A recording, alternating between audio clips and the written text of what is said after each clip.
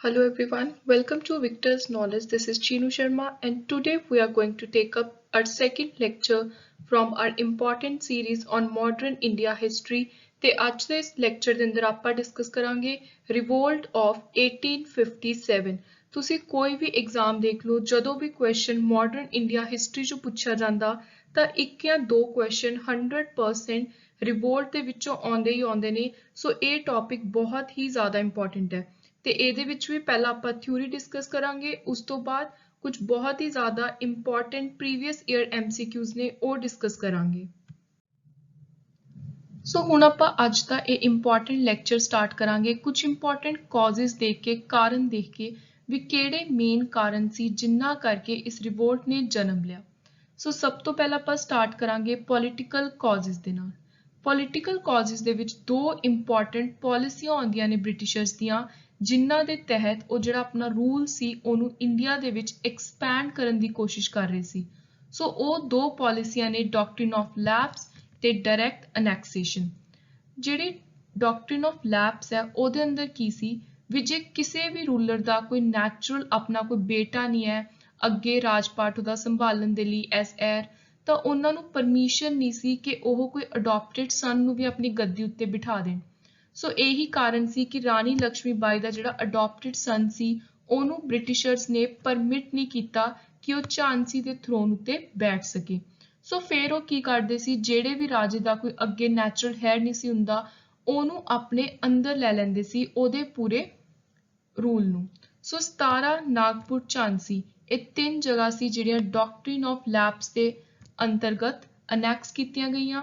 ਜੈਤਪੁਰ, ਸੰਬਲਪੁਰ, ਉਦੈਪੁਰ ਇਹਨਾਂ ਨੂੰ ਵੀ ਬਾਅਦ ਵਿੱਚੋਂ ਅਨੈਕਸ ਕੀਤਾ। Next, annexation of Awadh by Lord Dalhousie on the pretext of maladministration left thousands of noble, official, retainer, soldier jobless.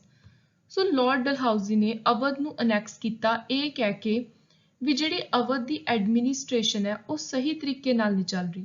So directly ਵੀ ਕਾਫੀ ਜਿਹੜੇ governor general ਸੀ ਉਹ annexe ਕਰ ਰਹੇ ਸੀ ਇੰਡੀਅਨ ਰੂਲਰਸ ਦੇ ਪੂਰੇ ਐਮਪਾਇਰ ਨੂੰ। ਸੋ ਡਾਕਟ੍ਰਿਨ ਆਫ ਲੈਪਸ ਦੀ ਜੇ ਆਪਾਂ ਹੋਰ ਡਿਟੇਲ ਦੇ ਵਿੱਚ ਗੱਲ ਕਰੀਏ ਤਾਂ ਜਿਹੜੀ ਇਹ ਪਾਲਿਸੀ ਸੀ ਇਹਨੂੰ ਪਹਿਲੀ ਵਾਰੀ ਲਾਰਡ ਡਲਹਾਊਜ਼ੀ ਨੇ ਪਰਪੀਟਰੇਟ ਕੀਤਾ। ਸੋ ਇਹ ਨਾਮ ਬਹੁਤ ਜ਼ਿਆਦਾ ਇੰਪੋਰਟੈਂਟ ਹੈ। ਸੋ ਇਹ ਆਪਾਂ ਨੇ ਆਲਰੇਡੀ ਡਿਸਕਸ ਕਰ ਲਿਆ that it involved British prohibiting a Hindu ruler without a natural heir from adopting a successor after the ruler died or abdicated, annexing his land. To those problems added the growing discontent of Brahmins, many of whom had been dispossessed of the revenue or had lost lucrative position. So ਇਹਦੇ ਨਾਲ main ਜਿਹੜਾ ਰੋਸ਼ ਆਇਆ ਉਹ ਬ੍ਰਾਹਮਣਸ ਦੇ ਵਿੱਚ ਆਇਆ, ਕਿਉਂਕਿ ਬ੍ਰਾਹਮਣ ਬਹੁਤ ਸਾਰੇ ਰੂਲਰ ਸੀ ਜਿਹੜੇ ਉਹਨਾਂ ਦੇ ਅੰਦਰ ਕਾਫੀ ਵਧੀਆ ਅਪਰ ਪੋਜੀਸ਼ਨਸ ਇੰਜੋਏ ਕਰ ਰਹੇ ਸੀ। ਸੋ ਹੁਣ ਉਹਨਾਂ ਨੂੰ ਜਿਹੜੇ ਉਹ ਪੋਜੀਸ਼ਨਸ ਤੋਂ ਰੈਵਨਿਊ ਆ ਰਿਹਾ ਸੀ, ਜਿਹੜੀਆਂ ਉਹ ਲਗਜ਼ੂਰੀਅਸ ਪੋਜੀਸ਼ਨ ਇੰਜੋਏ ਕਰ ਰਹੇ ਸੀ, ਸੋ ਉਹ ਸਾਰੀਆਂ ਤੋਂ ਉਹਨਾਂ ਨੂੰ ਡਿਸਪੋਜ਼ੈਸ ਕਰਤਾ ਸੀ। So now we look into social and religious causes. So ਜਿਹੜੇ ਬ੍ਰਿਟਿਸ਼ਰ ਸੀ ਉਹ ਕਿਤੇ ਨਾ ਕਿਤੇ ਵੈਸਟਰਨ ਸਿਵਲਾਈਜੇਸ਼ਨ ਇੰਡੀਆ ਦੇ ਵਿੱਚ ਰੈਪਿਡਲੀ ਬਹੁਤ ਜ਼ਿਆਦਾ ਤੇਜ਼ੀ ਦੇ ਨਾਲ ਸਪਰੈਡ ਕਰਨ ਦੀ ਕੋਸ਼ਿਸ਼ ਕਰ ਰਹੇ ਸੀ। ਸੋ ਜਿਹੜੇ ਇੰਡੀਆ ਦੇ ਲੋਕ ਸੀ ਉਹਨਾਂ ਨੂੰ ਕਿਤੇ ਨਾ ਕਿਤੇ ਡਰ ਬੈਠ ਗਿਆ ਕਿ ਸਾਡੇ ਜਿਹੜੇ ਲੋਕਲ ਕਸਟਮ ਨੇ, ਟ੍ਰੈਡੀਸ਼ਨ ਨੇ, ਉਹਨਾਂ ਦੇ ਅਗੇਂਸਟ ਬਹੁਤ ਹੀ ਜ਼ਿਆਦਾ ਇੱਕ ਗਲਤ ਚੀਜ਼ ਆ ਰਹੀ ਹੈ, ਲੋਕਾਂ ਦੇ ਅੰਦਰ ਉਹਨਾਂ ਦੀ ਭਾਵਨਾਵਾਂ ਦੇ ਵਿੱਚ ਠੇਸ ਪਹੁੰਚ ਰਹੀ ਹੈ। ਸੋ ਜੋ ਇੰਡੀਆ ਦਾ ਆਪਣਾ ਇੱਕ ਟ੍ਰੈਡੀਸ਼ਨ ਹੈ ਕਿ ਕਿਤੇ ਉਹ ਨਾ ਬਦਲ ਜਾਵੇ। ਸੋ ਇੱਕ ਐਕਟ ਪਾਸ ਕੀਤਾ ਗਿਆ 1850 ਦੇ ਵਿੱਚ ਜਿਹਨੇ ਹਿੰਦੂ ਲਾਅ ਆਫ ਇਨਹੈਰੀਟੈਂਸ ਨੂੰ ਬਦਲ ਦਿੱਤਾ ਤੇ ਉਹਦੇ ਵਿੱਚ ਇਹ ਕਿਹਾ ਗਿਆ ਕਿ ਜਿਹੜਾ ਵੀ ਇੱਕ ਹਿੰਦੂ ਕ੍ਰਿਸਚੈਨਿਟੀ ਦੇ ਵਿੱਚ ਕਨਵਰਟ ਹੋਊਗਾ ਉਹ ਆਪਣੀ ਇਨਸੈਸਟਰਲ ਪ੍ਰਾਪਰਟੀ ਹੈ, ਜਿਹੜੀ ਪੂਰਵਜਾਂ ਵਾਲੀ ਪ੍ਰਾਪਰਟੀ, ਉਹਨੂੰ ਇਨਹੈਰਿਟ ਕਰ ਸਕਦਾ ਹੈ। ਸੋ ਜਦੋਂ ਇਸ ਤਰ੍ਹਾਂ ਦੇ ਜਿਹੜੇ ਲਾਜ਼ ਨੇ ਲੋਕਾਂ ਨੂੰ ਕ੍ਰਿਸਚੈਨਿਟੀ ਦੇ ਵਿੱਚ ਇੱਕ ਤਰ੍ਹਾਂ ਨਾਲ ਕਨਵਰਟ ਕਰਨ ਦਾ ਲਾਲਚ ਦੇ ਕੇ ਬਣਾਏ ਜਾ ਰਹੇ ਸੀ, ਸੋ ਉਹ ਜਿਹੜੇ ਲਾਜ਼ ਸੀ ਉਹ ਕਿਤੇ ਨਾ ਕਿਤੇ ਰਿਵੋਲਟ ਦਾ ਕਾਰਨ ਬਣੇ। Then people were convinced that government was planning to convert Indians to Christianity. So ਜਦੋਂ ਏਦਾਂ ਦੇ ਕਨਵਰਜਨ ਵਾਲੇ ਲਾਜ਼ ਬਣਾਉਣ ਲੱਗ ਗਏ ਤਾਂ ਲੋਕਾਂ ਨੂੰ ਕਿਤੇ ਨਾ ਕਿਤੇ ਇਹ ਅੰਦਰੋਂ ਫੀਲ ਹੋਣ ਲੱਗ ਗਿਆ ਕਿ ਇਹ ਸਾਨੂੰ ਜਿਹੜਾ ਸਾਡਾ ਧਰਮ ਹੈ ਉਹਨੂੰ ਪਰਿਵਰਤਨ ਕਰਨ ਦੀ ਕੋਸ਼ਿਸ਼ ਕਰ ਰਹੇ ਨੇ। ਸੋ ਇਹ ਇੰਡੀਆ ਦੇ ਵਿੱਚੋਂ ਸਾਡੇ ਰਿਲੀਜੀਅਸ ਸੈਂਟੀਮੈਂਟਸ ਨੂੰ ਖਤਮ ਕਰਨ ਦੀ ਕੋਸ਼ਿਸ਼ ਕਰ ਰਹੇ ਨੇ। ਉਸ ਤੋਂ ਬਾਅਦ ਜਿਹੜੇ ਇੰਨੇ ਸਾਲਾਂ ਤੋਂ ਪ੍ਰੈਕਟਿਸਿਸ ਚੱਲਦੀਆਂ ਆ ਰਹੀਆਂ ਸੀ ਹਿੰਦੂ ਸੁਸਾਇਟੀ ਵਿੱਚ ਸਪੈਸ਼ਲੀ ਸਤੀ ਫੀਮੇਲ ਇਨਫੈਂਟੀਸਾਈਡ, ਇਹਨਾਂ ਨੂੰ ਖਤਮ ਕਰਨ ਦੇ ਲਈ ਇਹਨਾਂ ਉੱਤੇ ਬੈਨ ਲਗਾਉਣ ਦੇ ਲਈ ਲੀਗਲ ਲਾਜ਼ ਪਾਸ ਕਰਤੇ। ਸੋ ਵਿਡੋ ਰੀਮੈਰਿਜ। ਸੋ ਜਦੋਂ ਇਸ ਤਰ੍ਹਾਂ ਦੇ ਲਾਅ ਪਾਸ ਕੀਤੇ ਤਾਂ ਜਿਹੜੇ ਬਹੁਤ ਹੀ ਕੱਟੜ ਆਰਥੋਡਾਕਸ ਲੋਕ ਸੀ ਉਹਨਾਂ ਦੀ ਜਿਹੜੀਆਂ ਰਿਲੀਜੀਅਸ ਸੈਂਟੀਮੈਂਟ ਸੀ ਉਹਨਾਂ ਨੂੰ ਠੇਸ ਪਹੁੰਚੀ। ਸੋ ਇਸ ਤਰ੍ਹਾਂ ਦੇ ਨਾਲ ਕਾਫੀ ਸਾਰੇ ਸੋਸ਼ਲ ਤੇ ਰਿਲੀਜੀਅਸ ਕਾਜ਼ਸ ਸੀ ਜਿਨ੍ਹਾਂ ਨੇ ਰਿਵੋਲਟ ਆਫ 1857 ਨੂੰ ਜਨਮ ਦਿੱਤਾ। ਸੋ ਨੈਕਸਟ ਇਕਨੋਮਿਕ ਕਾਜ਼ਸ ਦੇ ਵਿੱਚ ਕੁਝ ਦੋ ਤਿੰਨ ਬਹੁਤ ਹੀ ਇੰਪੋਰਟੈਂਟ ਕਾਰਨ ਨੇ। ਪਹਿਲਾ ਤਾਂ ਹੈ ਪੀਜ਼ੈਂਟ ਤੇ ਜ਼ਮੀਂਦਾਰ, ਸਪੈਸ਼ਲੀ ਰੂਰਲ ਏਰੀਆਜ਼ ਦੇ ਵਿੱਚ ਇਹਨਾਂ ਵਿੱਚ ਬਹੁਤ ਜ਼ਿਆਦਾ ਰੋਸ਼ ਸੀ ਕਿਉਂਕਿ ਇੱਕ ਤਾਂ ਕੰਪਨੀ ਟੈਕਸ ਬਹੁਤ ਜ਼ਿਆਦਾ ਲਗਾਉਂਦੀ ਸੀ, ਉਸ ਤੋਂ ਬਾਅਦ ਬਿਲਕੁਲ ਵੀ ਲੀਨੀਅੰਟ ਨਹੀਂ ਸੀ, ਜਿਹੜਾ ਰੈਵਨਿਊ ਕਲੈਕਸ਼ਨ ਦਾ ਤਰੀਕਾ ਸੀ ਉਹ ਬਹੁਤ ਜ਼ਿਆਦਾ ਸਟ੍ਰਿਕਟ ਸੀ, ਸਟ੍ਰਿੰਜੈਂਟ ਮੈਥਡਸ ਵਰਤਦੇ ਸੀ। ਨੈਕਸਟ ਜਿਹੜੀ ਇੰਡਸਟਰੀਅਲ ਰੈਵੋਲਿਊਸ਼ਨ ਹੋਈ ਇੰਗਲੈਂਡ ਦੇ ਵਿੱਚ ਉਹਦੇ ਨਾਲ ਕੀ ਸੀ, ਬ੍ਰਿਟਿਸ਼ ਤੇ ਮੈਨੂਫੈਕਚਰਡ ਗੁੱਡਸ ਇੰਡੀਆ ਵਿੱਚ ਲਿਆਂਦੇ ਜਾਂਦੇ ਸੀ। ਉਹਦੇ ਨਾਲ ਕੀ ਸੀ, ਇੰਡੀਆ ਦੇ ਜਿਹੜੇ ਆਪਣੀ ਇੰਡਸਟਰੀ ਸੀ ਹੈਂਡੀਕ੍ਰਾਫਟ ਇੰਡਸਟਰੀ, ਟੈਕਸਟਾਈਲ ਇੰਡਸਟਰੀ, ਜਿਹੜੀ ਆਪਣੀ ਟ੍ਰੈਡੀਸ਼ਨਲ ਇੰਡਸਟਰੀ ਸੀ ਇਹ ਬ੍ਰਿਟਿਸ਼ ਦੇ ਗੁੱਡਸ ਨੂੰ ਕੰਪੀਟ ਨਹੀਂ ਸੀ ਕਰ ਪਾ ਰਹੀ ਤੇ ਇੰਡੀਆ ਦੀ ਇੰਡਸਟਰੀ ਨੂੰ ਭਾਰੀ ਨੁਕਸਾਨ ਸਹਿਣਾ ਪੈ ਰਿਹਾ ਸੀ। ਸੋ ਨੈਕਸਟ ਮਿਲਟਰੀ ਕਾਜ਼ਸ, ਤੇ military causes one of the most important ਕਾਰਨ ਨੇ ਇਸ ਰਿਵੋਲਟ ਦੇ। ਸੋ ਜਿਹੜੇ 1857 ਵਾਲੀ ਰਿਵੋਲਟ ਸੀ, ਇੰਡੀਅਨ ਸਿਪਾਹੀਜ਼ ਬ੍ਰਿਟਿਸ਼ ਟਰੂਪਸ ਦਾ ਬ੍ਰਿਟਿਸ਼ ਆਰਮੀ ਦਾ 87% ਫਾਰਮ ਕਰਦੇ ਸੀ। ਮਤਲਬ ਜਿਹੜੀ ਇੰਡੀਆ ਦੇ ਵਿੱਚ ਬ੍ਰਿਟਿਸ਼ ਆਰਮੀ ਸੀ ਉਹਦੇ 87% ਲੋਕ ਇੰਡੀਅਨ ਸੀ, ਪਰ ਫਿਰ ਵੀ ਬ੍ਰਿਟਿਸ਼ ਸੋਲਜਰਸ ਦੇ ਕੰਪੈਰੀਟਿਵਲੀ ਇੰਡੀਅਨ ਸੋਲਜਰਸ ਨੂੰ ਇਨਫੀਰੀਅਰ ਛੋਟੀ ਨਜ਼ਰ ਦੇ ਨਾਲ ਦੇਖਿਆ ਜਾਂਦਾ ਸੀ।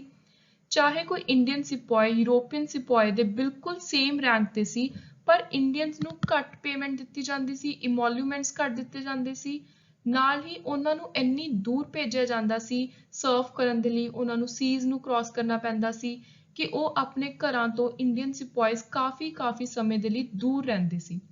In 1856, Lord Canning issues General Service Enlistment Act, which required that sepoys must be ready to serve even in British land across the sea.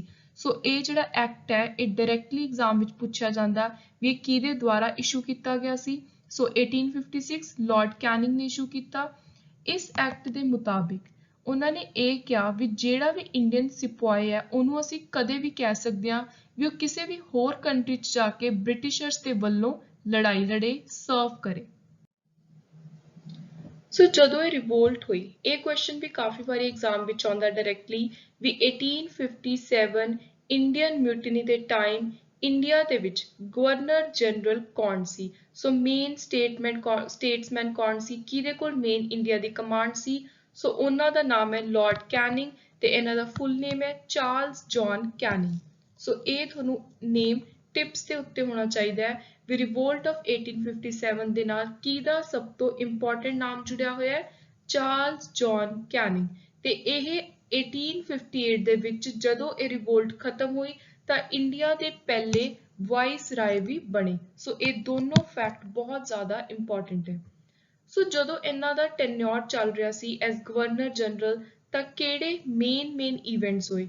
ਸੋ ਸਭ ਤੋਂ ਪਹਿਲਾਂ ਤਾਂ 1857 ਦੀ ਇਹ ਰਿਵੋਲਟ ਹੋਈ, ਉਸ ਤੋਂ ਬਾਅਦ Indian Councils Act 1861, then withdrawal of Doctrine of Lapse 1858, then introduction of Code of Criminal Procedure, enactment of High Courts Act, Indian Penal Code 1858। ਸੋ ਇਹ ਦੋ ਤਿੰਨ ਚੀਜ਼ਾਂ ਜਦੋਂ ਇਹ ਵਾਇਸਰॉय ਬਣ ਗਏ ਉਦੋਂ ਹੋਈਆਂ, ਬਾਕੀ ਵਾਇਸਰॉय ਬਣਨ ਤੋਂ ਪਹਿਲਾਂ ਮਿਊਟਨੀ ਆਫ 1857। ਸੋ ਨੈਕਸਟ ਹੁਣ ਆਪਾਂ ਦੇਖਾਂਗੇ ਵੀ ਕਿਹੜਾ ਇਹ ਜਿਹਾ ਮੇਨ ਇਨਸੀਡੈਂਟ ਸੀ ਜਿਹੜਾ ਇਮੀਡੀਏਟ ਕਾਰਨ ਬਣ ਗਿਆ ਰਿਵੋਲਟ ਆਫ 1857 ਦਾ। ਸੋ ਉਹ ਇਨਸੀਡੈਂਟ ਸੀ ਗ੍ਰੀਸਡ ਕਾਰਟੇਜਸ ਦਾ ਇਨਸੀਡੈਂਟ, ਜਿਹਨੇ ਲੋਕਾਂ ਦੇ ਅੰਦਰ ਇੰਨਾ ਜ਼ਿਆਦਾ ਰੋਸ਼ ਪੈਦਾ ਕੀਤਾ ਕਿ ਉਹ ਇਮੀਡੀਏਟ ਕਾਰਨ ਬਣ ਗਿਆ, ਸਡਨ ਕਾਰਨ ਬਣ ਗਿਆ 1857 ਦੀ ਲੜਾਈ ਦਾ। ਸੋ ਇੱਕ ਰਿਊਮਰ ਫੈਲਾਇਆ ਗਿਆ, ਇੱਕ ਅਫਵਾਹ ਫੈਲਾਈ ਗਈ ਕਿ ਜਿਹੜੀ ਬ੍ਰਿਟਿਸ਼ਰਸ ਦੇ ਦੁਆਰਾ ਇੰਡੀਅਨ ਸਿਪਾਹੀਜ਼ ਨੂੰ ਨਵੀਆਂ ਇਨਫੀਲਡ ਰਾਈਫਲਸ ਦਿੱਤੀਆਂ ਗਈਆਂ ਨੇ ਉਹਨਾਂ ਦੇ ਅੰਦਰ ਜਿਹੜੇ ਕਾਰਟ੍ਰਿਜਸ ਪਾਏ ਜਾਂਦੇ ਨੇ ਉਹਦੇ ਉੱਪਰ ਇੱਕ ਇਹੋ ਜਿਹਾ ਪੇਪਰ ਲਗਾਇਆ ਹੋਇਆ ਜਿਹਦੇ ਉੱਤੇ ਕਾਊ ਤੇ ਪਿਗ ਫੈਟ ਗਰੀਸ ਕੀਤਾ ਹੋਇਆ। ਸੋ ਉਹ ਜਿਹੜਾ ਪੇਪਰ ਹੈ ਉਹ ਮੂੰਹ ਦੇ ਨਾਲ ਪਹਿਲਾਂ ਖੋਲਣਾ ਪੈਂਦਾ ਸੀ ਕਾਰਟ੍ਰਿਜਸ ਦੇ ਉੱਤੋਂ, ਫਿਰ ਉਹ ਕਾਰਟ੍ਰਿਜਸ ਇਨਫੀਲਡ ਰਾਈਫਲ ਦੇ ਵਿੱਚ ਪਾਏ ਜਾਂਦੇ ਸੀ।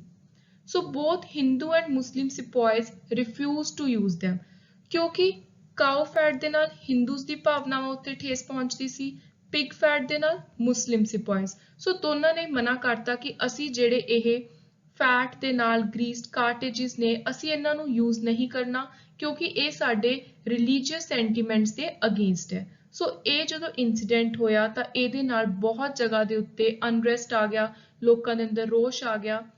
ਸੋ ਇਨ ਮਾਰਚ 1857 ਮੰਗਲ ਪਾਂਡੇ ਜੋ ਇੱਕ ਸਿਪਾਹੀ ਸੀ, ਇੰਡੀਅਨ ਸਿਪਾਹੀ ਬੈਰਕਪੁਰ ਵਿੱਚ, ਜਦੋਂ ਉਹਨਾਂ ਨੇ ਮਨਾ ਕੀਤਾ ਕਾਰਟ੍ਰਿਜ ਯੂਜ਼ ਕਰਨ ਦਾ, ਤਾਂ ਉਸ ਤੋਂ ਬਾਅਦ ਇੱਕ ਇਹੋ ਜਿਹਾ ਉੱਥੇ ਇਨਸੀਡੈਂਟ ਹੋ ਗਿਆ ਕਿ ਮੰਗਲ ਪਾਂਡੇ ਨੇ ਜਿਹੜੇ ਸੀਨੀਅਰ ਬ੍ਰਿਟਿਸ਼ ਆਫੀਸਰ ਸੀ ਉਹਨਾਂ ਉੱਤੇ ਅਟੈਕ ਕੀਤਾ ਤੇ ਮੰਗਲ ਪਾਂਡੇ ਨੂੰ ਹੈਂਗ ਕਰ ਦਿੱਤਾ ਗਿਆ। ਸੋ ਉਹਨਾਂ ਨੂੰ ਫਾਂਸੀ ਲਗਾ ਦਿੱਤੀ ਗਈ 8 ਅਪ੍ਰੈਲ ਨੂੰ। ਸੋ ਇਸ ਇਨਸੀਡੈਂਟ ਤੋਂ ਬਾਅਦ ਲੋਕ ਹੋਰ ਜ਼ਿਆਦਾ ਗੁੱਸੇ ਵਿੱਚ ਆ ਗਏ। ਸੋ 9 ਮਈ ਨੂੰ 85 ਸੋਲਜਰ ਮੇਰਠ ਦੇ ਵਿੱਚ ਸੀ ਜਿਨ੍ਹਾਂ ਨੇ ਰਿਫਿਊਜ਼ ਕੀਤਾ ਕਿ ਅਸੀਂ ਨਵੇਂ ਰਾਈਫਲ ਨੇ ਜਿਹੜੇ ਉਹਨਾਂ ਨੂੰ ਯੂਜ਼ ਨਹੀਂ ਕਰਨਾ। ਸੋ ਉਹ 85 ਸੋਲਜਰਸ ਨੂੰ ਵੀ 10 ਸਾਲ ਦੇ ਲਈ ਜੇਲ੍ਹ ਵਿੱਚ ਭੇਜ ਦਿੱਤਾ ਗਿਆ। ਸੋ ਇਹ 2-3 ਇੰਪੋਰਟੈਂਟ ਕਾਜ਼ਸ ਨੇ, ਕਾਰਨ ਨੇ ਜਿਨ੍ਹਾਂ ਕਰਕੇ ਰਿਵੋਲਟ ਆਫ 1857 ਇੱਕੋ ਦਮ ਇੰਨੇ ਜ਼ਿਆਦਾ ਹਾਈ ਲੈਵਲ ਉੱਤੇ ਸਟਾਰਟ ਹੋ ਗਈ। ਸੋ ਨੈਕਸਟ ਹੁਣ ਆਪਾਂ ਦੇਖਾਂਗੇ ਇੰਪੋਰਟੈਂਟ ਸੈਂਟਰਸ ਜਿੱਥੇ ਜਿੱਥੇ ਇਸ ਰਿਵੋਲਟ ਦਾ ਸਭ ਤੋਂ ਜ਼ਿਆਦਾ ਅਸਰ ਦੇਖਣ ਨੂੰ ਮਿਲਿਆ। ਸੋ ਪਹਿਲੀ ਜਗ੍ਹਾ ਹੈ ਲਖਨਊ। ਲਖਨਊ ਜੋ ਕਿ ਅਵਧ ਦੀ ਕੈਪੀਟਲ ਸੀ, ਉਰੇ ਮੇਨ ਲੀਡ ਕਰ ਰਹੇ ਸੀ ਬੇਗਮ ਹਜ਼ਰਤ ਮਹਿਲ, ਵੈਰੀ ਇੰਪੋਰਟੈਂਟ ਨੇਮ। ਨੈਕਸਟ ਆਪਾਂ ਗੱਲ ਕਰਾਂਗੇ ਕਾਨਪੁਰ ਦੀ। ਸੋ ਕਾਨਪੁਰ ਵਿੱਚ ਨਾਨਾ ਸਾਹਿਬ ਲੀਡ ਕਰ ਰਹੇ ਸੀ ਤੇ ਇਹ ਸੀ ਪੇਸ਼ਵਾ ਬਾਜੀਰਾਓ II ਦੇ ਅਡਾਪਟਡ ਸਨ। ਸੋ ਤੁਸੀਂ ਇਹ ਨਾਮ ਵੀ ਯਾਦ ਰੱਖਣਾ ਰੂਲਰ ਦਾ। ਤੇ ਇਹਨਾਂ ਦਾ ਆਪਣਾ ਇੱਕ ਨਿੱਜੀ ਮਕਸਦ ਸੀਗਾ ਇਸ ਰਿਵੋਲਟ, ਇਸ ਲੜਾਈ ਵਿੱਚ ਹਿੱਸਾ ਲੈਣ ਦਾ। ਨਾਨਾ ਸਾਹਿਬ ਨੂੰ ਇੱਕ ਪੈਨਸ਼ਨ ਮਿਲਦੀ ਸੀ, ਉਸ ਪੈਨਸ਼ਨ ਉੱਤੇ ਰੋਕ ਲਗਾਤੀ ਸੀ ਬ੍ਰਿਟਿਸ਼ਰਸ ਨੇ। ਤੇ ਉਸ ਤੋਂ ਬਾਅਦ ਜਿਹੜੇ ਨਾਨਾ ਸਾਹਿਬ ਜ਼ਿਆਦਾ ਟਾਈਮ ਬ੍ਰਿਟਿਸ਼ਰਸ ਦੇ ਅਗੇਂਸਟ ਨਹੀਂ ਲੜਾਈ ਕਰ ਪਾਏ, ਸੋ ਇਹਨਾਂ ਤੋਂ ਬਾਅਦ ਜਿਨ੍ਹਾਂ ਨੇ ਮੇਨ ਕਮਾਂਡ ਸੰਭਾਲੀ ਕਾਨਪੁਰ ਦੇ ਵਿੱਚ ਲੜਾਈ ਦੀ, ਉਹ ਸੀ ਨਾਨਾ ਸਾਹਿਬ ਦੇ ਹੀ ਇੱਕ ਕਮਾਂਡਰ ਤਾਂਤੀਆ ਤੋਪੇ। ਸੋ ਇਹ ਨਾਮ ਵੀ ਬਹੁਤ ਜ਼ਿਆਦਾ ਇੰਪੋਰਟੈਂਟ ਹੈ। ਸੋ ਨੈਕਸਟ ਆਉਂਦਾ ਝਾਂਸੀ। ਸੋ 21 ਸਾਲ ਦੀ ਬਹੁਤ ਹੀ ਨਿਡਰ ਫੀਅਰਲੈਸ ਰਾਣੀ ਲక్ష్ਮੀ ਬਾਈ ਨੇ ਉਰੇ ਲੀਡ ਕੀਤਾ, ਬ੍ਰਿਟਿਸ਼ਰਸ ਦੇ ਅਗੇਂਸਟ ਆਪਣੀ ਪੂਰੀ ਜਾਨ ਲਗਾ ਕੇ ਲੜਾਈ ਲੜੀ। She fought gallantly against British forces, ਪਰ ਉਹਨਾਂ ਨੂੰ ਵੀ ਹਾਰ ਦਾ ਸਾਹਮਣਾ ਕਰਨਾ ਪਿਆ। ਸੋ ਝਾਂਸੀ ਤੋਂ ਨਿਕਲ ਕੇ ਰਾਣੀ ਲక్ష్ਮੀ ਬਾਈ ਨੂੰ ਜੁਆਇਨ ਕੀਤਾ ਤਾਂਤੀਆ ਟੋਪੇ ਨੇ। ਸੋ ਇਹ ਵੀ ਕਾਫੀ ਵਾਰੀ ਐਗਜ਼ਾਮ ਵਿੱਚ ਆਉਂਦਾ ਵੀ ਰਾਣੀ ਲక్ష్ਮੀ ਬਾਈ ਨੇ ਜਦੋਂ ਐਸਕੇਪ ਕੀਤਾ ਤਾਂ ਉਹਨਾਂ ਨੂੰ ਕਿਹਨੇ ਜੁਆਇਨ ਕੀਤਾ। ਸੋ ਇਹ ਦੋਨੋਂ ਮਿਲ ਕੇ ਗਏ ਗਵਾਲੀਅਰ ਤੇ ਉਹਨਾਂ ਨੇ ਗਵਾਲੀਅਰ ਨੂੰ ਕੈਪਚਰ ਕੀਤਾ, ਪਰ ਉੱਥੇ ਫਿਰ ਬ੍ਰਿਟਿਸ਼ਰਸ ਆਏ ਤੇ ਉਹਨਾਂ ਨੇ ਰਾਣੀ ਲక్ష్ਮੀ ਬਾਈ ਤੇ ਤਾਂਤੀਆ ਟੋਪੇ ਨੂੰ ਹਰਾ ਕੇ ਜਿਹੜਾ ਗਵਾਲੀਅਰ ਹੈ ਉਹਨੂੰ ਦੁਬਾਰਾ ਤੋਂ ਰੀਕੈਪਚਰ ਕਰ ਲਿਆ। Then comes Bihar. ਬਿਹਾਰ ਵਿੱਚ ਕੁੰਵਰ ਸਿੰਘ ਲੀਡ ਕਰ ਰਹੇ ਸੀ ਤੇ ਇਹ ਕੁਐਸਚਨ ਬਹੁਤ ਜ਼ਿਆਦਾ ਇੰਪੋਰਟੈਂਟ ਹੈ। ਇਹ ਪੰਜਾਬ PCS ਐਗਜ਼ਾਮ ਵਿੱਚ ਵੀ ਡਾਇਰੈਕਟਲੀ ਆ ਚੁੱਕਿਆ ਹੈ ਵੀ ਰਿਵੋਲਟ ਆਫ 1857 ਬਿਹਾਰ ਵਿੱਚ ਕੌਣ ਲੀਡ ਕਰ ਰਹੇ ਸੀ। ਸੋ ਨੈਕਸਟ ਹੁਣ ਆਪਾਂ ਕੁਝ ਇੰਪੋਰਟੈਂਟ ਇੱਕ ਪ੍ਰੀਸਾਈਜ਼ ਮੈਨਰ ਦੇ ਵਿੱਚ ਦੇਖ ਲੈਂਦੇ ਹਾਂ ਵੀ ਕਿਹੜੀਆਂ ਹੋਰ ਮੇਨ ਜਗ੍ਹਾ ਸੀ, ਉੱਥੇ ਕਿਹੜੇ ਇੰਡੀਅਨ ਲੀਡਰਸ ਲੀਡ ਕਰ ਰਹੇ ਸੀ ਤੇ ਉਹਨਾਂ ਨੂੰ ਰੋਕਣ ਦੇ ਲਈ, ਹਰਾਉਣ ਦੇ ਲਈ, ਸਪਰੈਸ ਕਰਨ ਦੇ ਲਈ ਬ੍ਰਿਟਿਸ਼ ਆਫੀਸ਼ੀਅਲਸ ਕੌਣ ਸੀ। ਸੋ ਇਹ ਬ੍ਰਿਟਿਸ਼ ਆਫੀਸ਼ੀਅਲਸ ਉੱਤੇ ਕਾਫੀ ਵਾਰੀ ਕੁਐਸਚਨ ਪੁੱਛਿਆ ਜਾਂਦਾ ਤੇ ਸਟੂਡੈਂਟਸ ਮੋਸਟਲੀ ਇੰਡੀਅਨ ਲੀਡਰਸ ਤਿਆਰ ਕਰ ਲੈਂਦੇ ਨੇ। ਆਪਾਂ ਨੇ ਇੰਡੀਅਨ ਲੀਡਰਸ ਦੇ ਨਾਲ ਬ੍ਰਿਟਿਸ਼ ਆਫੀਸ਼ੀਅਲਸ ਦਾ ਵੀ ਨਾਮ ਤਿਆਰ ਕਰਨਾ ਹੈ। ਸੋ ਪਹਿਲੀ ਜਗ੍ਹਾ ਹੈ ਦਿੱਲੀ। ਦਿੱਲੀ ਵਿੱਚ ਇੰਡੀਅਨ ਲੀਡਰ ਸੀ ਬਹਾਦੁਰ ਸ਼ਾਹ II, ਉਹਨਾਂ ਦੇ ਅਗੇਂਸਟ ਸੀ John Nicholson. Lucknow Begum Hazrat Mahal, Henry Lawrence. Kanpur Nana Sahib, Sir Colin Campbell. Jhansi ਤੇ ਗਵਾਲੀਅਰ ਇਹ ਬਹੁਤ ਹੀ ਜ਼ਿਆਦਾ ਇੰਪੋਰਟੈਂਟ ਨੇਮ ਹੈ, ਲక్ష్ਮੀ ਬਾਈ ਐਂਡ ਤਾਂਤੀਆ ਟੋਪੇ ਤੇ ਇਹਨਾਂ ਦੇ ਅਗੇਂਸਟ ਸੀ General Hugh Rose. Bareilly Khan Bahadur Khan, Sir Colin Campbell. Allahabad and Banaras Maulvi Liaqat Ali, Colonel Oncell ਤੇ Bihar Kunwar Singh William Taylor. So ਹੁਣ ਜਿਹੜੀ ਰਿਵੋਲਟ ਹੋਈ, ਸਾਰੀ ਲੜਾਈ ਹੋਈ, ਉਹਦਾ ਮੇਨ ਸਿੱਟਾ ਕੀ ਨਿਕਲਿਆ, ਉਹਦਾ ਰਿਜ਼ਲਟ ਕੀ ਨਿਕਲਿਆ। ਪਹਿਲੀ ਸਭ ਤੋਂ ਇੰਪੋਰਟੈਂਟ ਚੀਜ਼ ਜਿਹੜੀ ਐਗਜ਼ਾਮ ਪੁਆਇੰਟ ਤੋਂ ਬਹੁਤ ਜ਼ਿਆਦਾ ਇੰਪੋਰਟੈਂਟ ਹੈ ਉਹ ਇਹ ਹੈ ਵੀ ਜਿਹੜੀ 1857 ਵਾਲੀ ਲੜਾਈ ਸੀ 1857, ਇਹਦੇ ਨਾਲ ਜਿਹੜਾ ਆਪਣੇ ਕੋਲ ਯੂਰੋਪੀਅਨ ਟ੍ਰੇਡਰਸ ਦੇ ਤੌਰ ਤੇ ਇੱਕ ਬ੍ਰਿਟਿਸ਼ ਨੇ ਇੰਡੀਆ ਦੇ ਵਿੱਚ ਆ ਕੇ ਇੰਗਲਿਸ਼ ਪੀਪਲ ਨੇ ਇੰਡੀਆ ਦੇ ਵਿੱਚ ਆ ਕੇ ਆਪਣੀ ਪਾਵਰ ਈਸਟ ਇੰਡੀਆ ਕੰਪਨੀ ਦੇ ਥਰੂ ਇਸਟੈਬਲਿਸ਼ ਕਰਨ ਦੀ ਕੋਸ਼ਿਸ਼ ਕੀਤੀ। ਸੋ ਹੁਣ ਉਹ ਈਸਟ ਇੰਡੀਆ ਕੰਪਨੀ ਦੇ ਰੂਲ ਦਾ ਐਂਡ ਹੋ ਗਿਆ। ਉਹਦੀ ਜਗ੍ਹਾ ਤੇ ਜਿਹੜੀ ਬ੍ਰਿਟਿਸ਼ ਕਰਾਊਨ ਹੈ ਕੁਈਨ ਵਿਕਟੋਰੀਆ ਉਹਦਾ ਡਾਇਰੈਕਟ ਰੂਲ ਇੰਡੀਆ ਉੱਤੇ ਇਸਟੈਬਲਿਸ਼ ਹੋ ਗਿਆ ਤੇ ਇਸ ਚੀਜ਼ ਦੀ ਅਨਾਉਂਸਮੈਂਟ ਕੀਤੀ 1 ਨਵੰਬਰ 1858 ਨੂੰ ਅਲਾਹਾਬਾਦ ਵਿੱਚ ਲਾਰਡ ਕੈਨਿੰਗ ਨੇ। ਸੋ ਜੋ ਵੀ ਇੰਡੀਆ ਦੀ ਐਡਮਿਨਿਸਟ੍ਰੇਸ਼ਨ ਹੈ ਉਹ ਹੁਣ ਸਾਰੀ ਡਾਇਰੈਕਟਲੀ ਬ੍ਰਿਟਿਸ਼ ਪਾਰਲੀਮੈਂਟ ਦੇ ਅੰਦਰ ਆ ਗਈ। ਉਸ ਤੋਂ ਬਾਅਦ ਜਿਹੜੀ ਬ੍ਰਿਟਿਸ਼ ਕਰਾਊਨ ਸੀ ਕੁਈਨ ਸੀ ਉਹਨੇ ਇੱਕ ਅਸ਼ੋਰਿਟੀ ਦਿੱਤੀ ਵੀ ਜੋ ਵੀ ਇੰਡੀਆ ਦੇ ਲੋਕ ਨੇ ਉਹਨਾਂ ਦੇ ਕੋਈ ਆਪਣੇ ਕਸਟਮ ਨੇ ਕੋਈ ਟ੍ਰੈਡੀਸ਼ਨ ਨੇ ਅਸੀਂ ਉਹਨਾਂ ਦੇ ਨਾਲ ਕੋਈ ਛੇੜਛਾੜ ਨਹੀਂ ਕਰਾਂਗੇ। ਸੋ ਉਹਨਾਂ ਨੂੰ ਉਸੇ ਤਰ੍ਹਾਂ ਬਰਕਰਾਰ ਰੱਖਣ ਦਾ ਪ੍ਰੋਮਿਸ ਕੀਤਾ ਤੇ ਇੱਕ ਬਹੁਤ ਇੰਪੋਰਟੈਂਟ ਮੇਨ ਐਡਮਿਨਿਸਟ੍ਰੇਸ਼ਨ ਦੇ ਵਿੱਚ ਬਦਲਾਵ ਆਇਆ। ਜਿਹੜਾ ਪਹਿਲਾਂ ਗਵਰਨਰ ਜਨਰਲ ਦਾ ਆਫਿਸ ਸੀ ਉਹਨੂੰ ਹੁਣ ਬਦਲ ਕੇ ਉਹਦੀ ਜਗ੍ਹਾ ਤੇ ਪੋਜੀਸ਼ਨ ਆ ਗਈ ਵਾਇਸਰਾਏ ਦੀ। ਨਾਲ ਹੀ ਜਿਹੜੀ ਬ੍ਰਿਟਿਸ਼ ਆਫੀਸਰਸ ਦੇ ਵਿੱਚ ਕੋਈ ਰੇਸ਼ੋ ਸੀ ਪਹਿਲਾਂ ਇੰਡੀਅਨ ਸਿਪਾਹੀਆਂ ਦੀ ਬਹੁਤ ਘੱਟ ਸੀ ਸੋ ਉਹ ਵੀ ਹੁਣ ਆਫੀਸਰ ਰੈਂਕ ਦੇ ਵਿੱਚ ਵਧਾਤੀ। ਨਾਲ ਹੀ ਜਿਹੜੀ ਮੇਨ ਆਰਮਰੀ ਸੀ ਚਾਹੇ ਉਹ ਇੰਗਲਿਸ਼ ਦੇ ਹੱਥ ਵਿੱਚ ਸੀ ਪਰ ਕਿਤੇ ਨਾ ਕਿਤੇ ਇੰਡੀਅਨਸ ਨੂੰ ਥੋੜੀ ਬਹੁਤ ਇਹ ਇੱਕ ਹੋਪ ਦਿਖਣ ਲੱਗ ਗਈ ਸੀ ਕਿ ਸ਼ਾਇਦ ਜਿਹੜੀ ਸਾਡੀ ਪਹਿਲਾਂ ਰੈਕੋਗਨੀਸ਼ਨ ਨਹੀਂ ਸੀ ਹੋ ਰਹੀ ਈਸਟ ਇੰਡੀਆ ਕੰਪਨੀ ਦੇ ਥਰੂ ਉਹ ਹੁਣ ਹੋਣ ਲੱਗ ਜੂਗੀ। ਪਰ ਇਹ ਸਾਰੀਆਂ ਚੀਜ਼ਾਂ ਸਿਰਫ ਬ੍ਰਿਟਿਸ਼ ਨੇ ਆਪਣੀ ਪਾਵਰ ਨੂੰ ਸਟਾਰਟ ਕਰਨ ਦੇ ਲਈ ਕਿ ਲੋਕ ਉਹਨਾਂ ਨੂੰ ਐਕਸੈਪਟ ਕਰ ਲੈਣ ਉਸੇ ਚੀਜ਼ ਦੇ ਲਈ ਇਹ ਸਾਰੇ ਪ੍ਰੋਮਿਸਿਸ ਕੀਤੇ ਸੀ। ਬਾਅਦ ਵਿੱਚ ਆਪਾਂ ਨੂੰ ਪਤਾ ਹੀ ਹੈ ਕਿ ਕਿੰਨੇ ਜ਼ਿਆਦਾ ਪ੍ਰੋਬਲਮਸ ਦਾ ਸਾਹਮਣਾ ਕਰਨਾ ਪਿਆ ਇੰਡੀਅਨਸ ਨੂੰ। ਪਰ ਇਹ ਮੇਨ ਰਿਵੋਲਟ ਦੇ ਰਿਜ਼ਲਟ ਨੇ ਤੇ ਐਗਜ਼ਾਮ ਪੁਆਇੰਟ ਆਫ ਵਿਊ ਤੋਂ ਫਰਸਟ 2 ਪੁਆਇੰਟਸ ਆਰ ਦੀ most important ones. So next ਹੁਣ ਤੁਸੀਂ ਦੇਖਿਆ ਹੋਊਗਾ ਕਿ ਜਦੋਂ ਵੀ ਰਿਵੋਲਟਸ ਦੀ ਗੱਲ ਆਉਂਦੀ ਹੈ ਤਾਂ ਕੁਝ ਐਗਜ਼ਾਮ ਵਿੱਚ ਕੁਐਸਚਨ ਦੇਖਣ ਨੂੰ ਮਿਲਦੇ ਨੇ ਬੁੱਕਸ ਦੇ ਉੱਤੇ ਕਿ ਇਹ ਰਿਵੋਲਟ ਉੱਤੇ ਇਹ ਨਾਮ ਦੀ ਬੁੱਕ ਕਿਹਨੇ ਲਿਖੀ। ਸੋ ਹੁਣ ਆਪਾਂ ਇਹ ਇੰਪੋਰਟੈਂਟ ਲਿਸਟ ਦੇਖ ਲੈਂਦੇ ਹਾਂ।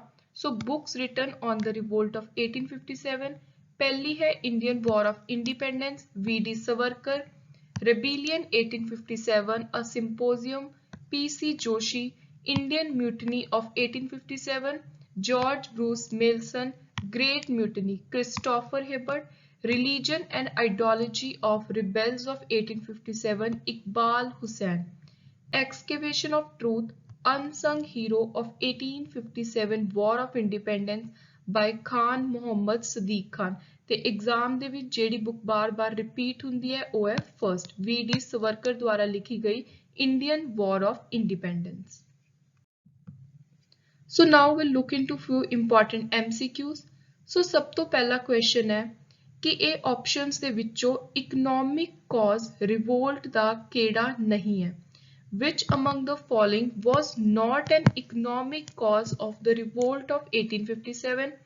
ਸੋ ਇਹਦਾ ਰਾਈਟ ਆਨਸਰ ਹੈ ਆਪਸ਼ਨ ਸੀ ਕਿ ਮਾਰਕੀਟ ਦੇ ਵਿੱਚ ਇੰਡੀਅਨ ਕਾਟਨ ਦੀ ਜਿਹੜੀ ਅਵੇਲੇਬਿਲਿਟੀ ਸੀ ਉਹ ਜ਼ਿਆਦਾ ਸੀ। ਸੋ ਇਹ ਕੋਈ ਕਾਰਨ ਨਹੀਂ ਸੀਗਾ। ਕਾਰਨ ਕਿਹੜੇ-ਕਿਹੜੇ ਸੀ? ਹੈਵੀ ਟੈਕਸੇਸ਼ਨ, ਇੱਕ ਸੀ ਆਰਟੀਸਨ ਤੇ ਹੈਂਡੀਕ੍ਰਾਫਟਸ ਨੂੰ ਮੇਜਰਲੀ ਉਹਨਾਂ ਨੇ ਬਹੁਤ ਦਬਾਉਣ ਦੀ ਕੋਸ਼ਿਸ਼ ਕੀਤੀ, ਐਗਰੀਕਲਚਰ ਲੈਂਡ ਉੱਤੇ ਬਹੁਤ ਜ਼ਿਆਦਾ ਪ੍ਰੈਸ਼ਰ ਸੀ। ਨੈਕਸਟ ਇਸ ਕਿਹੜੇ ਐਕਸਟਰਨਲ ਇਵੈਂਟਸ ਨੇ ਕੋਈ ਬਾਹਰਲੀਆਂ ਰਿਵੋਲਟਸ ਵਾਰਸ ਹੋਈਆਂ ਜਿਨ੍ਹਾਂ ਨੇ ਰਿਵੋਲਟ ਆਫ 1857 ਨੂੰ ਕਿਤੇ ਨਾ ਕਿਤੇ ਡਾਇਰੈਕਟਲੀ ਇਨਡਾਇਰੈਕਟਲੀ ਇਨਫਲੂਐਂਸ ਕੀਤਾ। ਸੋ ਇਹ ਚਾਰੋਂ ਹੀ ਵਾਰਸ ਰਿਜ਼ਲਟ ਕਰਦੀਆਂ ਨੇ 1857 ਰਿਵੋਲਟ ਵਿੱਚ। ਸੋ ਇਹਦਾ ਰਾਈਟ ਆਨਸਰ ਹੈ option D all the above. So first Afghan war, Punjab wars, Crimean wars, Santhal rebellion. Next is what were the socio-religious causes during this period that caused unrest among people? So ਜਦੋਂ ਇਹ time period ਸੀ ਤਾਂ ਲੋਕਾਂ ਦੇ ਵਿੱਚ ਕਿਹੜੇ ਸੋਸ਼ੋ religious ਕਾਰਨ ਸੀ, ਧਾਰਮਿਕ ਜਾਂ ਸੁਸਾਇਟੀ ਨੂੰ ਲੈ ਕੇ ਕਾਰਨ ਸੀ ਜਿਨ੍ਹਾਂ ਕਰਕੇ ਰਿਵੋਲਟ ਆਫ 1857 ਹੋਈ। ਸੋ ਪਹਿਲੀ ਆਪਸ਼ਨ ਹੈ Christian missionaries the activities, attempt to bring social reform ਜੋ ਉਹਨਾਂ ਦੇ ਬੇਸਿਕ ਟ੍ਰੈਡੀਸ਼ਨ ਕਸਟਮ ਸੀ ਉਹਨਾਂ ਦੇ ਵਿੱਚ ਬਦਲਾਅ ਲੈ ਕੇ ਆਉਣ ਦੀ ਕੋਸ਼ਿਸ਼ ਕੀਤੀ, taxation of mosque and temple land, racial superiority complex of Britisher। ਸੋ ਇਹ ਚਾਰੋਂ ਹੀ ਸੋਸ਼ੋ ਰਿਲੀਜੀਅਸ ਕਾਜ਼ਸ ਨੇ ਜਿਨ੍ਹਾਂ ਕਰਕੇ ਲੋਕਾਂ ਦੇ ਅੰਦਰ ਇੱਕ discontent ਆਇਆ। ਸੋ the right answer here is option second all of the above। Next question is why were the sepoys discontent? ਸੋ ਜਿਹੜੇ ਆਰਮੀ ਦੇ ਵਿੱਚ ਸੀ, ਮਿਲਿਟਰੀ ਵਿੱਚ ਸੀ, ਸਿਪਾਈਜ਼ ਇੰਡੀਆ ਦੇ, ਉਹਨਾਂ ਦੇ ਅੰਦਰ ਕਿਸ ਚੀਜ਼ ਨੂੰ ਲੈ ਕੇ ਰੋਸ਼ ਸੀ, ਡਿਸਕੰਟੈਂਟ ਸੀ, ਜਿਹਦੇ ਕਰਕੇ 1857 ਦੀ ਰਿਵੋਲਟ ਹੋਈ। ਸੋ ਇਹਦੇ ਵਿੱਚੋਂ ਪਹਿਲੀਆਂ 3 ਆਪਸ਼ਨ ਸਹੀ ਨੇ ਕਿ ਇੱਕ ਤਾਂ ਉਹਨਾਂ ਨੂੰ ਆਰਮੀ ਨੂੰ ਸਰਵ ਕਰਨ ਦੇ ਲਈ ਸੀਜ਼ ਨੂੰ ਕ੍ਰਾਸ ਕਰਨਾ ਪੈਂਦਾ ਸੀ, ਚਾਹੇ ਸੇਮ ਰੈਂਕ ਦਾ ਉਹਨਾਂ ਦਾ ਜਿਹੜਾ ਬ੍ਰਿਟਿਸ਼ ਕਾਊਂਟਰ ਪਾਰਟ ਸੀਗਾ ਉਹਨੂੰ ਜ਼ਿਆਦਾ ਐਮੋਲੂਮੈਂਟ ਮਿਲਦੇ ਸੀ, ਇੰਡੀਅਨਸ ਨੂੰ ਘੱਟ ਦਿੱਤੇ ਜਾਂਦੇ ਸੀ, ਰੇਸ਼ੀਅਲ ਡਿਸਕ੍ਰਿਮੀਨੇਸ਼ਨ ਬਹੁਤ ਜ਼ਿਆਦਾ ਫੇਸ ਕਰਨੀ ਪੈ ਰਹੀ ਸੀ। ਸੋ ਇਹ ਪਹਿਲੀਆਂ 3 ਮੇਨ ਰੀਜ਼ਨ ਨੇ ਜਿਨ੍ਹਾਂ ਕਰਕੇ ਸਿਪਾਹੀ ਡਿਸਕੰਟੈਂਟ ਹੋਇਆ। ਸੋ ਰਾਈਟ ਆਂਸਰ ਹੈ ਉਰੇ ਆਪਸ਼ਨ 2। ਜਿਹੜੀ 4th ਆਪਸ਼ਨ ਹੈ ਉਹ ਗਲਤ ਹੈ ਕਿਉਂਕਿ ਰਿਲੀਜਨ ਨੂੰ ਲੈ ਕੇ ਬਿਲਕੁਲ ਵੀ ਸਪੋਰਟਿਵ ਨਹੀਂ ਸੀ ਬ੍ਰਿਟਿਸ਼ ਆਰਮੀ ਦੇ ਆਫੀਸਰ। ਸੋ ਨੈਕਸਟ ਕਮ ਵੈਰੀ ਇੰਪੋਰਟੈਂਟ ਕੁਐਸਚਨ। ਸੋ ਇਹ ਜਿਹੜੇ 5th ਤੇ 6th ਦੋਨੋਂ ਕੁਐਸਚਨ ਨੇ ਐਗਜ਼ਾਮ ਦੇ ਵਿੱਚ ਆਉਣ ਦੇ ਬਹੁਤ ਜ਼ਿਆਦਾ ਚਾਂਸਸ ਨੇ। ਸੋ ਆਪਾਂ ਨੇ ਦੱਸਣਾ ਵੀ ਕਿਹੜੇ ਸੈਂਟਰ ਦੇ ਵਿੱਚ ਕਿਹੜਾ ਲੀਡਰ ਗਲਤ ਮੈਚ ਕੀਤਾ ਹੋਇਆ। So find the incorrect match for the centre of revolt and leaders associated. So उरे अपने को जो इनकरैक्ट मैच है वो है ऑप्शन डी बरेली कुंवर सिंह, क्योंकि बरेली कौन हैड कर रहा सी, बरेली विच हैड कर रहा सी खान बहादुर ते कुंवर सिंह किथे सी, इन्हां दा सेंटर सी बिहार। सो बाकी पहलियां 3 ऑप्शन बिल्कुल सही ने। नैक्सट 6वां क्वेश्चन है सेंटर ते नाल उहदा एसोसिएटेड ब्रिटिश ऑफिसर। सो पहली ऑप्शन है दिल्ली जेम्स नील। सो उरे फर्स्ट ऑप्शन ही गलत है क्योंकि दिल्ली दे विच जिहड़े ऑफिसर सी ਉਹ ਸੀ ਜੌਨ ਨਿਕਲਸਨ, ਇੱਕ ਸੀ ਵਿਲਬਾਏ ਤੇ ਇੱਕ ਹੋਰ ਥਰਡ ਇੰਪੋਰਟੈਂਟ ਆਫੀਸਰ ਸੀ ਹੁਡਸਨ। ਸੋ ਬਾਕੀ ਤੁਸੀਂ ਐਗਜ਼ਾਮ ਪੁਆਇੰਟ ਤੋਂ ਸਭ ਤੋਂ ਇੰਪੋਰਟੈਂਟ ਨਾਮ ਯਾਦ ਰੱਖਣਾ ਹੈ ਦਿੱਲੀ ਨਾਲ ਰਿਲੇਟਡ ਜੌਨ ਨਿਕਲਸਨ ਦਾ। ਸੋ ਬਾਕੀ ਇਹ ਤਿੰਨੋਂ ਬਿਲਕੁਲ ਸਹੀ ਮੈਚ ਨੇ। Next is which among the following is not true about the revolt. So revolt ਨੂੰ ਲੈ ਕੇ ਕਿਹੜੀ ਆਪਸ਼ਨ ਬਿਲਕੁਲ ਗਲਤ ਹੈ। ਸੋ ਪਹਿਲੀ revolt was made by communal right। Second, there was complete cooperation between Hindus and Muslims at all level। Third, cow slaughter was banned। Fourth, rebels acknowledged Bahadur Shah Zafar as the emperor। So ਇਹ last 3 option ਬਿਲਕੁਲ ਸਹੀ ਨੇ। ਜਿਹੜੀ option ਗਲਤ ਹੈ revolt ਨੂੰ ਲੈ ਕੇ that is option A। Next question ਹੈ ਕਿ ਜਿਹੜੀ revolt 1857 ਦੀ ਇਹ fail ਕਿਉਂ ਹੋਈ। ਸੋ ਇਹਦੇ ਫੇਲ ਹੋਣ ਦੇ ਜਿਹੜੇ 2 ਇੰਪੋਰਟੈਂਟ ਕਾਰਨ ਨੇ ਉਹ ਹੈ ਆਪਸ਼ਨ A ਤੇ B। ਇੱਕ ਤਾਂ ਇਹ ਪੂਰੇ ਇੰਡੀਆ ਦੇ ਵਿੱਚ ਫੈਲੀ ਨਹੀਂ ਹੋਈ ਸੀ, ਇਹਨੂੰ ਕੁਝ ਸਰਟਨ ਗਰੁੱਪ ਤੇ ਕਲਾਸ ਦੇ ਲੋਕਾਂ ਨੇ ਜੁਆਇਨ ਨਹੀਂ ਕੀਤਾ। ਸੈਕੰਡਲੀ ਜਿਹੜੇ ਮਾਡਰਨ ਐਜੂਕੇਟਡ ਇੰਡੀਅਨ ਸੀ ਉਹ ਇਹਨੂੰ ਇੱਕ ਤਰ੍ਹਾਂ ਨਾਲ ਬੈਕਵਰਡ ਲੁਕਿੰਗ ਅਪਰੋਚ ਦੇ ਨਾਲ ਦੇਖ ਰਹੇ ਸੀ, ਉਹਨਾਂ ਨੇ ਵੀ ਸਪੋਰਟ ਨਹੀਂ ਕੀਤਾ। ਸੋ ਇਹਦਾ ਰਾਈਟ ਆਨਸਰ ਹੈ ਆਪਸ਼ਨ 4। C ਤੇ D ਇਹ ਕਿਉਂ ਗਲਤ ਨੇ ਕਿਉਂਕਿ ਉਰੇ ਲਿਖਿਆ ਹੋਇਆ ਹੈ ਵੀ ਜਿਹੜੇ ਇੰਡੀਅਨ ਸੋਲਜਰ ਸੀ ਉਹ ਵੈਲ ਇਕਵਿਪਡ ਸੀ। ਸੋ ਇਹ ਆਪਸ਼ਨ ਬਿਲਕੁਲ ਗਲਤ ਹੈ ਕਿਉਂਕਿ ਇੰਡੀਅਨ ਸੋਲਜਰਸ ਅਸਲ ਵਿੱਚ ਸਿਰਫ ਇੱਕ ਪੀਜ਼ੈਂਟ ਹੀ ਸੀ ਜਿਨ੍ਹਾਂ ਨੂੰ ਬਸ ਉਹਨਾਂ ਨੇ ਯੂਨੀਫਾਰਮ ਇੱਕ ਵਰਦੀ ਪਵਾਤੀ ਸੀ ਸੋਲਜਰਸ ਦੀ। ਸੋ ਉਹਨਾਂ ਦੇ ਕੋਲ ਕੋਈ ਪ੍ਰੋਪਰ ਲੀਡਰਸ਼ਿਪ ਨਹੀਂ ਸੀ, ਕੋਈ ਵੈਲ ਇਕਵਿਪਡ ਹਥਿਆਰ ਨਹੀਂ ਸੀ। ਸੋ ਉਸ ਤੋਂ ਬਾਅਦ ਜਿਹੜੀ ਡੀ ਆਪਸ਼ਨ ਹੈ ਉਹਦੇ ਵਿੱਚ ਲਿਖਿਆ ਹੋਇਆ ਹੈ there was a coherent ideology during the revolt. So ਇਹ ਬਿਲਕੁਲ ਗਲਤ ਹੈ ਕਿਉਂਕਿ ਜਿਹੜੇ ਲੋਕ ਅਲੱਗ-ਅਲੱਗ ਸੈਂਟਰ ਉੱਤੇ ਲੜ ਰਹੇ ਸੀ ਉਹਨਾਂ ਦੇ ਕੋਈ ਯੂਨਿਟੀ ਅਪਰੋਚ ਨਾਲੋਂ ਜ਼ਿਆਦਾ ਆਪਣੇ ਇੰਡੀਵਿਜੂਅਲ ਇੰਟਰਸਟ ਸੀ ਜਿੰਨਾ ਕਰਕੇ ਉਹਨਾਂ ਨੇ ਇਹ ਜਿਹੜੀ ਰਿਵੋਲਟ ਹੈ ਇਹਦੇ ਵਿੱਚ ਪਾਰਟਿਸਿਪੇਟ ਕੀਤਾ। So people had individual interest and hence there was no coherent ideology existed. Next is which among the following is are true. So ਇਹਨਾਂ ਦੇ ਵਿੱਚੋਂ ਕੋਈ ਵੀ ਸਟੇਟਮੈਂਟ ਸਹੀ ਨਹੀਂ ਹੈ। ਪਹਿਲੀ ਸਟੇਟਮੈਂਟ ਹੈ ਕਿ ਇਹ ਬ੍ਰਿਟਿਸ਼ ਦੇ ਅਗੇਂਸਟ ਪਹਿਲੀ ਲੜਾਈ ਸੀ। ਸੋ ਇਹ ਪਹਿਲੀ ਲੜਾਈ ਨਹੀਂ ਸੀ, ਇਦੋਂ ਪਹਿਲਾਂ ਵੀ ਬ੍ਰਿਟਿਸ਼ ਦੇ ਅਗੇਂਸਟ ਕਾਫੀ ਜਗ੍ਹਾ ਦੇ ਉੱਤੇ ਰਿਵੋਲਟਸ ਆਲਰੇਡੀ ਸਟਾਰਟ ਹੋ ਚੁੱਕੀਆਂ ਸੀ। The leaders had a vision of unified India. So ਇਹ ਵੀ ਬਿਲਕੁਲ ਗਲਤ ਸਟੇਟਮੈਂਟ ਹੈ। ਇਹ ਆਪਣੇ ਪਿਛਲੇ ਕੁਐਸਚਨ ਵਿੱਚ ਵੀ ਦੇਖਿਆ ਹੈ ਵੀ ਸਾਰਿਆਂ ਦੇ ਇੰਡੀਵਿਜੂਅਲ ਇੰਟਰਸਟ ਜ਼ਿਆਦਾ ਸੀ, ਅਲੱਗ-ਅਲੱਗ ਜਗ੍ਹਾ ਤੇ ਜਿਹੜੇ ਲੀਡਰ ਸੀ ਉਹ ਚਾਹੁੰਦੇ ਸੀ ਕਿ ਅਸੀਂ ਜਿੱਤ ਕੇ ਆਪਣੀ ਪਾਵਰ ਦਿਖਾਈਏ। ਸੋ यूनिफाइड अप्रोच नहीं सी। सो इस क्वेश्चन का राइट आंसर है ऑप्शन 4 नन इज करेक्ट। ते आज का अपना लास्ट इंपॉर्टेंट क्वेश्चन है फाइंड द इनकरेक्ट ऑप्शन। इन्हां दे विचों गलत ऑप्शन केड़ी है आपां ने वो दसना है। सो ये दोनों ही ऑप्शन बिल्कुल सही ने ते इहदा राइट आंसर है ऑप्शन 4 नन। पहली ऑप्शन है कि इनफील्ड राइफल ये मेन कारण बनिया सी रिवोल्ट नूं स्टार्ट करन दा। ਆਪਾਂ ਨੂੰ ਪਤਾ ਹੈ ਗ੍ਰੀਸਡ ਕਾਰਟੇजेस ਵਾਲਾ ਜਿਹੜਾ ਇਨਸੀਡੈਂਟ ਹੋਇਆ ਸੀ ਉਹ ਇਮੀਡੀਏਟ ਫੈਕਟਰ ਬਣਿਆ ਸੀ। ਸੈਕਿੰਡ ਜਿਹੜੀ ਰਿਵੋਲਟ ਹੈ ਇਹ ਮੇਨਲੀ ਨਰਦਰਨ ਤੇ ਸੈਂਟਰਲ ਪਾਰਟ ਦੇ ਵਿੱਚ ਆਈ ਸੀ। ਸੋ ਇਹ ਵੀ ਆਪਾਂ ਨੇ ਆਲਰੇਡੀ ਪੜ੍ਹਿਆ ਕਿ ਜਿਹੜਾ ਸਾਊਥ ਵਾਲਾ ਏਰੀਆ ਸੀ ਉੱਥੇ ਦਾ ਬਿਲਕੁਲ ਨਾ ਦੇ ਬਰਾਬਰ ਅਸਰ ਦੇਖਣ ਨੂੰ ਮਿਲਿਆ। ਸੋ ਇਹ ਸੀ ਆਪਣੇ ਅੱਜ ਦਾ important lecture on revolt of 1857। I hope you like the video. ਤੇ ਜਿਹੜਾ first lecture and second lecture ਇਹਨਾਂ ਦੋਨਾਂ ਦੀ PDF ਅੱਜ ਮੈਂ ਟੈਲੀਗ੍ਰਾਮ ਦੇ ਵਿੱਚ ਇੱਕ ਸਿੰਪਲ ਵਰਜ਼ਨ ਦੇ ਵਿੱਚ ਪ੍ਰਿੰਟੇਬਲ ਫਾਰਮ ਦੇ ਵਿੱਚ ਅਪਲੋਡ ਕਰ ਦੂੰਗੀ। So this was all about. Thank you and good luck.